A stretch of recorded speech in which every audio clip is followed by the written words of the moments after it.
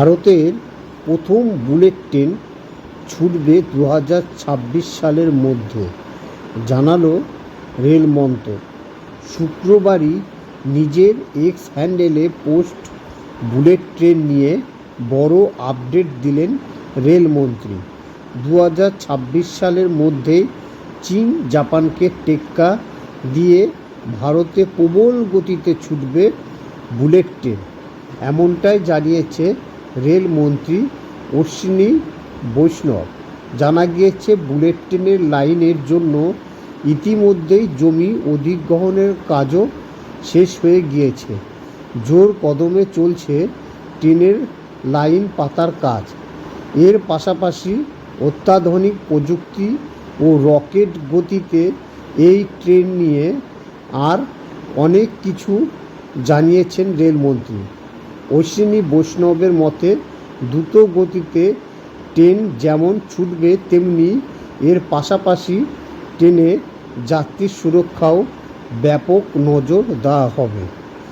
যাত্রীদের সুবিধা ও সুরক্ষার জন্য তৈরি করা হয়েছে অটোমেটেড রেইনফল মনিটরিং সিস্টেম। গতকাল শুক্রবার এ নিয়ে রেলমন্ত্রী অশ্বিনী বৈষ্ণবের একটি এক্স হ্যান্ডেলের পোস্টে সামনে এসেছে এবং সেখানেই তিনি বুলেট ট্রেন সম্পর্কে একাধিক আপডেট দিয়েছেন। রেলমন্ত্রী অশ্বিনী বৈষ্ণব জানিয়েছে, এই সিস্টেমে রেইন গজ ব্যবহার করা হয়েছে।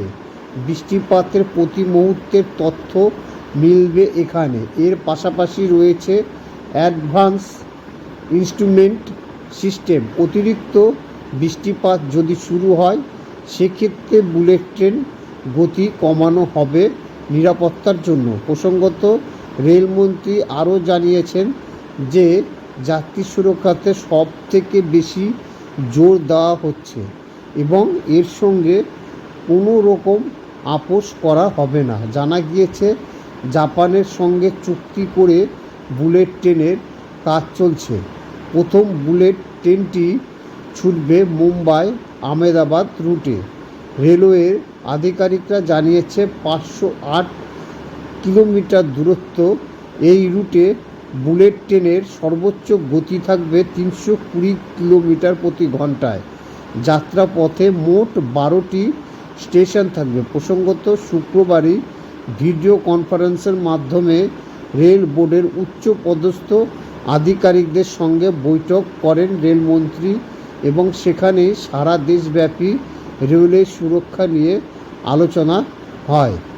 আগামী 2026 সালের মধ্যেই ভারতের প্রথম বুলেট ট্রেন চালু হয়ে যাবে। জাপানের সঙ্গে চুক্তি করে বুলেট ট্রেনের কাজ চলছে।